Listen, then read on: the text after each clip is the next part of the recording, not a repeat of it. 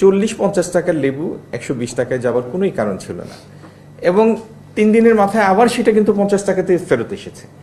তার মানে প্রকৃত কোনো গ্যাপ ছিল না, যেটি ছিল হয়তো কিছু মানুষ সুযোগটা নেওয়ার চেষ্টা করেছেন। টিসিবি ট্রাকের সাথে যে ঘটনাটা বললেন, অত্যন্ত দুঃখজনক। মানে এরকম কিছু ঘটনা মানে দেখা মাত্রই সবার মন খারাপ হয়ে যায়। এরকম একটা ঘটনা মার্কিন যুক্তরাষ্ট্রের সাথে যে চুক্তিটা হয়েছে বিগত সরকার কয়েকদিন আগে করেছে, সেটি ব্যাপারে এখনো আপনাদেরকে বলার মতো আমাদের কোনো অবস্থান তৈরি হয়নি। আমরা দেখছি এটার পক্ষে বিপক্ষে কি আছে। চুক্তি তো মানে চুক্তির বিভিন্ন ধারা থাকে, সবগুলি যে পক্ষে থাকে তা না, সবগুলি যে বিপক্ষে থাকে তাও না। এটা দেখবো, তারপরে আমরা একটা আমাদের করণীয় ঠিক করবো। যেটা বলেছে যে আগের যে চুক্তি ছিল সেই চুক্তি যদি কেউ বাদ দিতে চায় সেক্ষেত্রে আরো অতিরিক্ত শুল্ক আরোপ করবে, এরকম একটা হুমকিও ইতিমধ্যে তিনি দিয়েছেন। তাহলে কি আপনাদের যে চুক্তি হয়েছিল এর আগে 9 তারিখে যেটা হয়েছে, এটাকে আপনারা কন্টিনিউ করবেন নাকি এই জায়গাটা আসলে কি ধরনের সিদ্ধান্ত নিচ্ছেন? একটা চুক্তি হওয়ার পরে সেটা বলবৎ হওয়ার জন্য মাঝখানে বেশ কিছু প্রসেস থাকে।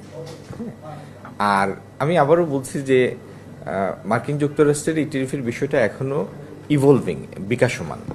তো যে জিনিসটা এখনো বিকাশমান, সেই সময় আমি কোনো মন্তব্য করতে চাই না। না, এরকম আমি আপনাকে দিন তারিখ বেঁধে দিব না। আমরা দেখব, আমাদের সামনে তো মাত্র তো গতকাল আসলামই, আমরা দায়িত্ব নিলাম। আপনাদের মানে এটা একটা মেটাফোর আর কি, গতকাল মানে মেটাফোর। চুক্তিটা হয়েছে সেটা তো বাস্তবায়নের দিকে যাচ্ছে কিনা, মানে যেটা মানে অন্তর্বর্তী সরকার যেটা করলো আর কি। আমার কথাটা ছিল যে এই বিষয়টা এখনো ইভলভিং একটা সিনারিও। হ্যাঁ, তো সেই জন্য বিকাশমান একটা পরিস্থিতিতে আপনাদের প্রতি অনুরোধ থাকবে, এরকম একটা সেন্সিটিভ আন্তর্দেশীয় সম্পর্কের ক্ষেত্রে আমার অনুরোধ থাকবে, আপনারা দয়া করে মন্তব্যের জন্য জোরাজুরি করবেন না। এখানে সবাই আমরা দেশপ্রেমিক মানুষ। আমার একটা প্রশ্ন আছে ওনাদের দিক থেকে কোনো প্রস্তাবনা ছিল কিনা আপনাদের? সরি, আবার বলেন। আজকে এখানে অনেক ব্যবসায়ী প্রতিনিধিকে আমরা দেখেছি, ব্যবসায়ী প্রতিনিধিদের দিক থেকে কোনো ধরনের না, আমরা ব্যবসায়ী প্রতিনিধিদের আমরা ডেকেছি অনেক একটা বড় রেঞ্জের আলাপের জন্য। এটা এখানে বিভিন্ন সেক্টরের প্রতিনিধিরা ছিলেন। প্রত্যেকটা সেক্টরই তো বাংলাদেশে বিভিন্ন সমস্যা আছে।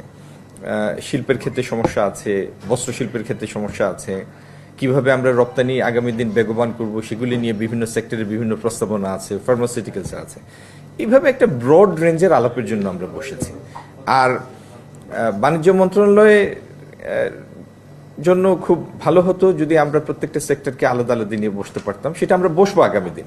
কিন্তু যেহেতু রোজা রমজানের দিন আমাদের আরো বিভিন্ন প্রায়োরিটি আছে, তো সেই জন্য তারা যেন দূরত্ব অনুভব না করেন, এই জন্য বিভিন্ন সেক্টরের লিডিং মানে নেতৃস্থানীয় ব্যক্তিদের নিয়ে আমরা আজকে বসেছি।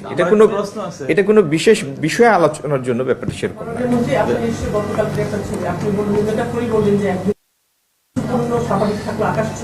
সাধারণ মানুষের নাগালের বাইরে গতকাল একটা ছবি আসছে যে টিসিবি পণ্য করতে গিয়ে দুজন নারী পড়ে যাচ্ছিল। এই চিত্রগুলো মানুষের মধ্যে খুব টাচ করে। এই বিষয়গুলো আপনি দেখেছেন কি, আবার কি করবেন আপনার কোনো চিন্তা? না, আমি টিসিবির বাজার পরিস্থিতিটা আমি আপনাকে বলি।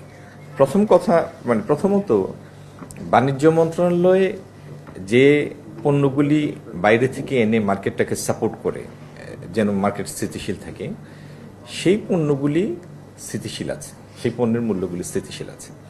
আরেকটা হলো কিছু কনসপিকিউয়াস কনজাম্পশন থাকে। হ্যাঁ, যেমন রোজার আগের দিনই বা রোজার 2-3 দিন আগে আমরা একসাথে 1 মাসের বাজার করি, তো এটার তাৎক্ষণিক কিছু প্রভাব মার্কেটে পড়ে।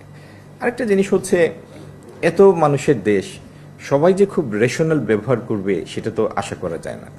তো বিক্রেতাদের মধ্যেও কেউ থাকেন যারা পরিস্থিতির বা বিভিন্ন শূন্যতার সুযোগ নেওয়ার চেষ্টা করেন। আপনি লেবুর ক্ষেত্রেই দেখেন, রোজা মাসে লেবু শরবত খাবে, এটা একটা স্বাভাবিক কনজাম্পশন। আগের দিনও যে চাহিদাটা থাকে না, ঠিক রোজার প্রথম দিন থেকে সেই চাহিদাটা হঠাৎ করে লাফ দেয়, জাম্প করে। 40-50 টাকার লেবু 120 টাকায় যাওয়ার কোনোই কারণ ছিল না, এবং 3 দিনের মাথায় আবার সেটা কিন্তু 50 টাকাতে ফেরত এসেছে। তার মানে প্রকৃত কোনো গ্যাপ ছিল না, যেটি ছিল হয়তো কিছু মানুষ সুযোগটা নেওয়ার চেষ্টা করেছেন। তো এমনি বাজার স্থিতিশীল আছে। আর আপনি বিশেষত টিসিবি ট্রাকের সাথে যে ঘটনাটা বললেন, অত্যন্ত অত্যন্ত দুঃখজনক। মানে এরকম কিছু ঘটনা মানে দেখা মাত্রই সবার মন খারাপ হয়ে যায়, এরকম একটা ঘটনা। এগুলি হওয়া উচিত না।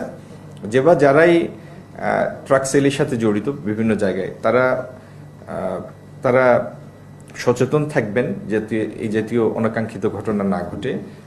এটাই আমার সবার প্রতি, আমার কর্মকর্তাদের প্রতি আমার সেটাই নির্দেশ, আর সংশ্লিষ্ট সবার প্রতি আমার সেটাই।